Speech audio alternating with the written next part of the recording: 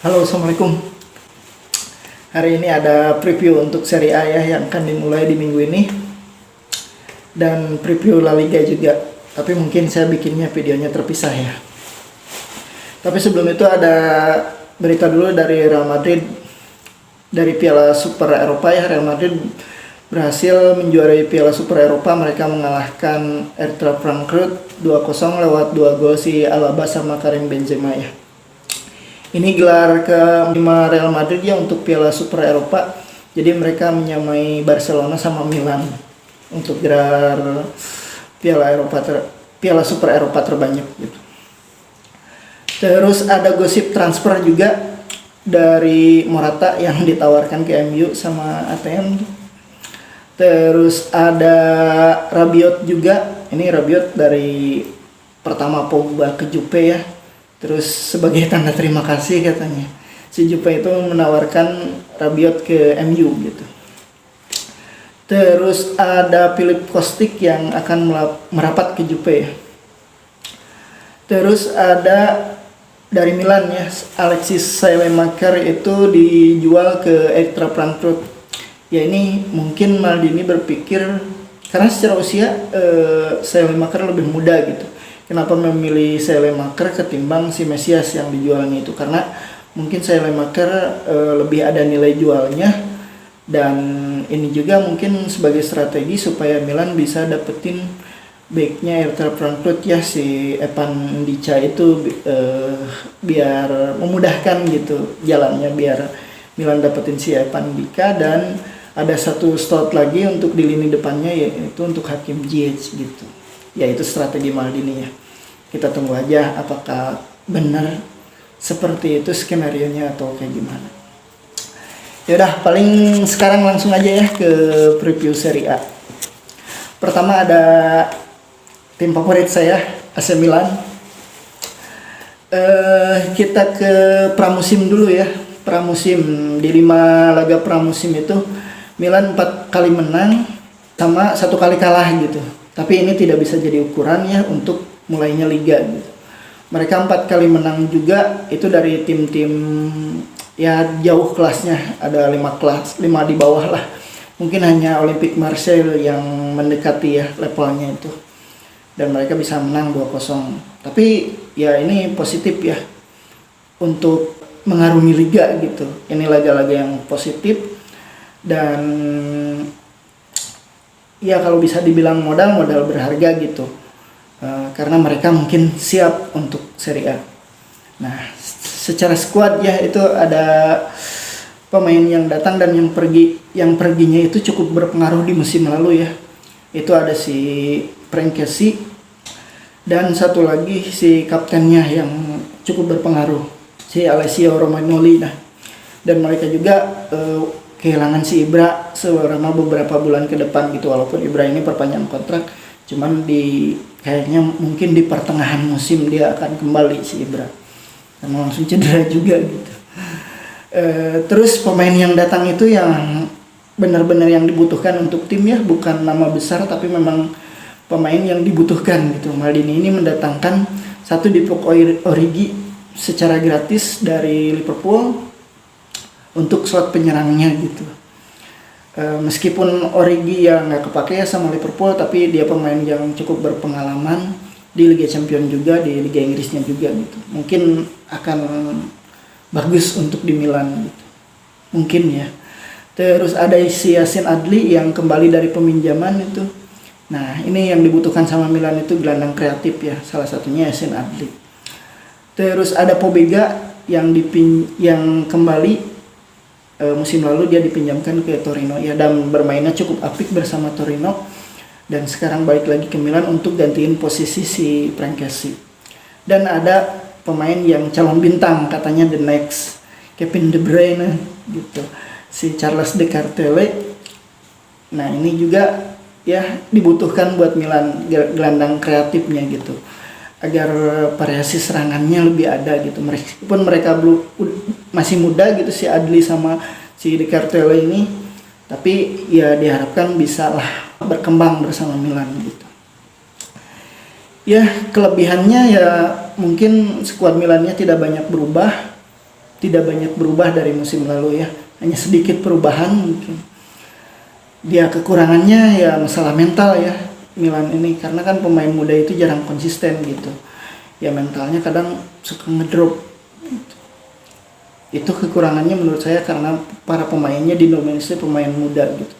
Dan satu lagi kekurangannya mungkin di lini belakang, ketika ada yang cedera ini tidak ada gantinya ya, apalagi kalau Tomori sampai cedera, kalau sampai cedera gitu, ini nggak ada gantinya, dan Milan gagal mendatangkan pemain top di lini belakang mungkin secara nama besar ya, buat mainnya jadi. Ya, pertandingan pertama Milan akan menghadapi Udinese ya di Friuli, tandang dulu gitu ya. Musim lalu Milan hanya bermain imbang gitu. Ya mudah-mudahan di partai perdana ini Milan bisa menang. Terus kita ke rivalnya ya, Inter Milan. Inter Milan ini pramusimnya kurang begitu bagus ya.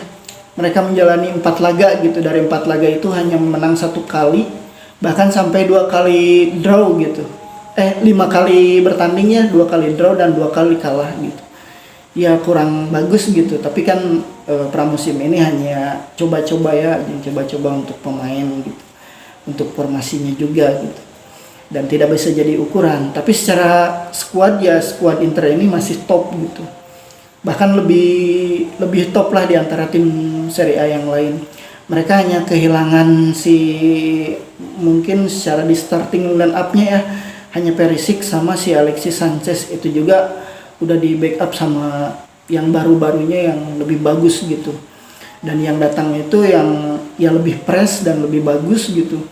Ada si Andre Onana sebagai penjaga gawangnya, itu yang pre-transfer dari Ajax ya, untuk gantiin Handanovic yang sudah tua gitu. Terus ada Henrik Mkhitaryan, gelandangnya AS Roma, yang cukup mobile bermainnya gitu. Terus ada si Belanova dan Aslani, sama yang paling penting mereka bisa ngembaliin Lukaku ya sebagai mesin golnya. Dan ya Lukaku ini diharapkan bisa klop lagi gitu sama si Lautaro, dan ya Inter cukup mengerikan sih menurut saya gitu. Dan mereka juga dipopulerkan juga untuk Scudetto ya. Dan di pertandingan pertama Inter akan melawan Lecce ya, itu di kandangnya ya, mungkin mudah ya secara di atas kertas, dan mereka bisa menang mudah gitulah. Ya secara kelebihannya ya, Inter bisa mungkin mendatangkan Lukaku dan mengembalikan performanya, dan kelebihannya juga kedalaman skuadnya itu lebih top lah. Tapi secara kekurangannya Inter itu kadang nggak konsisten gitu di setiap pertandingannya, dan ada beberapa pemain yang blunder gitu. Apalagi musim lalu kipernya ya udah langsung dijual juga kipernya. Terus kita ke Juventus. Nah, Juventus dari laga pramusimnya juga ya, ada 4 laga Juventus ini ya kurang begitu bagus gitu, tapi mereka berhadapannya sama tim-tim besar, menghadapi Barca, Madrid, dan Atletico gitu, tapi hasilnya memang kurang bagus gitu. Tapi ini juga tidak bisa jadi ukuran ya untuk Juve gitu. Mereka kalah ya sama Madrid 2-0 di pramusimnya itu, terus dibantai sama ATM juga 4-0, tapi bisa mengimbangi Barca ya 2-2 kalau nggak salah ya. Nah, secara pemain yang keluar ya mereka cukup menjadi tulang punggung mungkin di beberapa musim. Ada kayak si Dybala itu yang keluarnya, terus Chiellini dan Delay gitu, Delay sama satu lagi si Morata yang kembali dari peminjaman gitu. Mereka kehilangan 4 pemain, dan mungkin akan bertambah lagi kayak si Arthur ya, terus si yang udah jelas ya yang diputus kontraknya itu Ramsey ya. Dan mereka juga bakal datangin banyak pemain lagi gitu. Dan yang datang juga levelnya sama gitu. Kayak si Pogba, Di Maria, sama Bremer itu untuk gantiin mereka. Dan ya kelebihan Juve ini kan pemain-pemainnya cukup senior ya, jadi sudah berpengalaman gitu rata-ratanya di Jupe ini. Dan pelatih Allegri juga ya memang yang bisa menangani tim pemain-pemain besar gitu, pelatih yang bisa menangani pemain-pemain besar gitu. Tapi kekurangan juga Jupe mungkin terbebani oleh ya Liga Championnya yang tak kunjung berhasil, terus mereka ada tekanannya di situ mungkin. Jadi untuk Serie A ini agak dikesampingkan mungkin juga gitu. Tapi yang paling realistis ya menjuarai Serie A ya ketimbang Liga Champion kalau untuk ukuran tim Italia. Ya karena tim Italia ya kita tahulah untuk beberapa musim mereka ada di bawah tim-tim Inggris gitu. Ya di pertandingan pertama Jupe akan melawan Sassuolo, ya cukup berat ya. Secara musim lalu juga Jupe susah menangnya meskipun mereka menang 2-1 di pertemuan terakhirnya itu tuh. Tapi Jupe berhasil menang susah payah gitu melawan Sassuolo ini, dan Sassuolo juga memang selalu menyulitkan tim-tim besar gitu. Ya itu paling dari Jupe. Terus kita ke kandidat selanjutnya ya, AS Roma. Ya dari pramusim 4 kali ini Roma itu permainannya cukup meyakinkan ya. Mereka bisa memenangkan pertandingan di lawan Spurs gitu, terus lawan pokoknya mah Roma ini cukup serius lah dan cukup siap untuk menghadapi liga gitu. Di pramusimnya cukup bagus mereka. Dan pemain yang datang itu cukup top ya. Ada Dybala tuh yang paling mengagetkan menurut saya, dan terus ada Wijnaldum juga, terus ada Jackie Celik, ada Nemanja Matic juga, dan mungkin ada beberapa pemain lagi yang bakal datang. Jadi kalau bisa dikatakan secara kedalaman skuad Roma ini lebih bagus ketimbang musim lalu gitu ya. Dan secara persiapan mereka lebih siap ketimbang tim lain untuk menghadapi Serie A, karena musim lalu mereka cukup terpuruk ya. Ada di peringkat 6 gitu, tapi berhasil menjuarai Liga 3-nya Eropa ya. Ya kelebihannya mungkin ada Mourinho ya, yang Mourinho itu ya bisalah menangani pemain-pemain besar dan bisa konsisten juga kalau dikasih pemain besar. Ya kekurangan juga karena di satu sisi juga Mourinho ini kadang skuadnya itu sebenarnya bisa bermain, tapi kadang mereka bermain bertahan ya, dan tidak konsisten juga gitu untuk Mourinho. Ya itu paling dari Roma ya. Kandidat berikutnya ada Napoli ya. Sebenarnya Napoli ini menurut saya ya musim ini akan keluar terlempar dari 4 besar, karena secara skuad mereka yang paling kehilangan banyak pemain pilarnya ya. Yang musim lalu bawa mereka ke peringkat 3 ya, mereka kehilangan si Koulibaly itu di lini belakang, Jenderal di lini belakangnya, terus di lini tengahnya ada si Milik sama si Mertens, sama di lini depannya juga mereka kehilangan si Insigne. Ya mungkin Napoli menurut saya bakal keluar dari 5 besar. Dan ya prediksi saya ya, ini di peringkat pertama saya jagoin tim saya ya, Milan. Terus kedua saya jagoin Inter, ketiga Juventus, ya keempat Roma.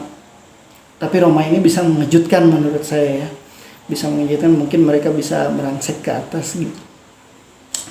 Ya, dan paling segitu untuk preview Serie A-nya. Selanjutnya mungkin untuk La Liga ya. Terima kasih sudah menonton. Assalamualaikum.